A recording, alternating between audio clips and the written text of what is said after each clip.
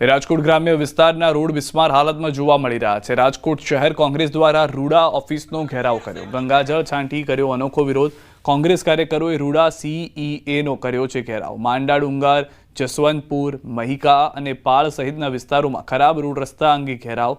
અધિકારીની ચેમ્બરમાં રામધૂન બોલાવીને વિરોધ કરવામાં આવ્યો।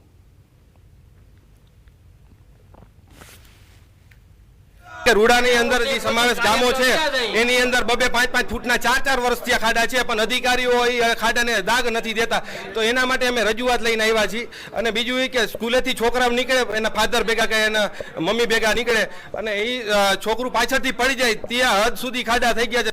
અવારનવાર વિરોધ પક્ષ તરીકે અમે લોકો વિરોધ કરી રહ્યા છીએ અને અવારનવાર અમે લોકો સરકારને રજૂઆત કરી રહ્યા છીએ કે રાજકોટ હોય કે રાજકોટ જિલ્લો હોય, રોડ રસ્તાના કામ કરવા એ તંત્રની ફરજ છે। પણ અત્યારની પરિસ્થિતિ મુજબ દરેક ગુજરાતના રસ્તા જો, રાજકોટના રસ્તા જો કે જિલ્લાના રસ્તા જો, કોઈ પણ રસ્તા છે એ પ્રોપર નથી।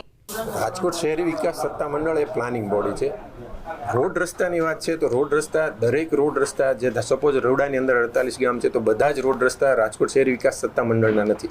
રોડમાં અલગ અલગ, સપોઝ RNB પંચાયતના અમુક રોડ છે, RNB સ્ટેટના અમુક રોડ છે, અમુક નેશનલ હાઈવેના રોડ છે, અમુક રૂડાના રોડ છે ને રિંગ રોડ 2 છે એ રૂડાએ બનાવેલો, કારણ કે જે ઓથોરિટી રોડ બનાવતી હોય છે એ ઓથોરિટીને રિપેરિંગની જવાબદારી છે।